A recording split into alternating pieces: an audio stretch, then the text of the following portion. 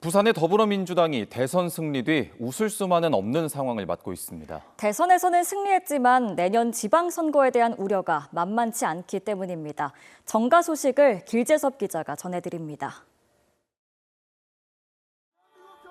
이번 대선에서 이재명 대통령은 부산과 경남에서 각각 40.1%와 39.4% 지지를 얻었습니다.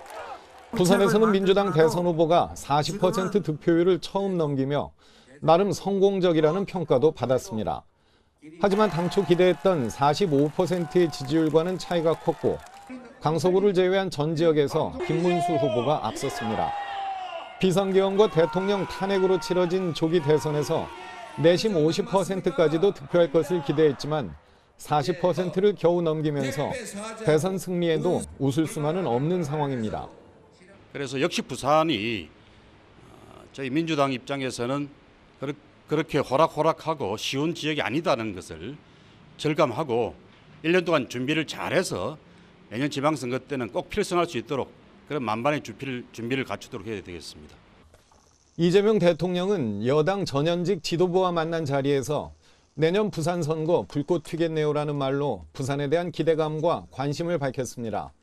이에 대해 만찬에 참석했던 서운숙 전 최고위원은 이재명 대통령이 부산에 대한 각종 공약 등을 빠르게 추진하고 돕겠다는 뜻이었다고 밝혔습니다. 대통령께서는 해수부 이전을 비롯한 부산 공약을 지키겠다는 약속을 하셨고 또 이것이 내년 부산 지방선거에서 부산의 새로운 발전을 만들 수 있는 계기가 되었으면 좋겠다는 그런 뜻으로 저는 받아들였습니다. 대선 패배 후 폭풍이 여전한 국민의힘에서는 의원들의 대국민 사과도 이어졌습니다. 국민의힘 최영두 의원은 지난 6일 국회 본청 앞에서 대통령이 계엄이라는 엄청난 오산과 오판을 결심하는 동안 여당 의원으로 아무 역할도 하지 않았다며 반성문을 밝혔습니다. 또 친한계 정연욱 의원은 낡은 권력과 결별하지 않으면 미래가 없다며 친윤 지도부의 퇴진을 요구하는 등 대선 뒤 당의 개혁과 쇄신에 대한 목소리가 높습니다. 더 이상 당론 뒤에 숨지 않겠습니다. 더 이상 대세에 순응하지 않겠습니다. 잘못된 정당 정치 관행, 당대표 제도, 선거제도, 그리고 헌법의 권력 구조까지 고치기 위해 22대 국회의원으로서 모든 책임과 역할을 다할 것입니다. 부산에서는 시의회 상임위원 변경을 두고 논란이 벌어졌습니다.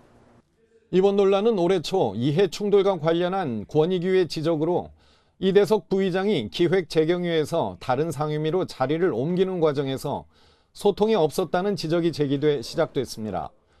한 상임위에 같은 지역구 의원이 2명이 있게 되면서 시의회 조례를 위반했다는 주장입니다.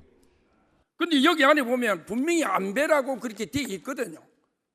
근데 그걸 민주적인 어떤 절차를 어겨가면서까지 꼭 인사를 이렇게 급하게 해야 되는지.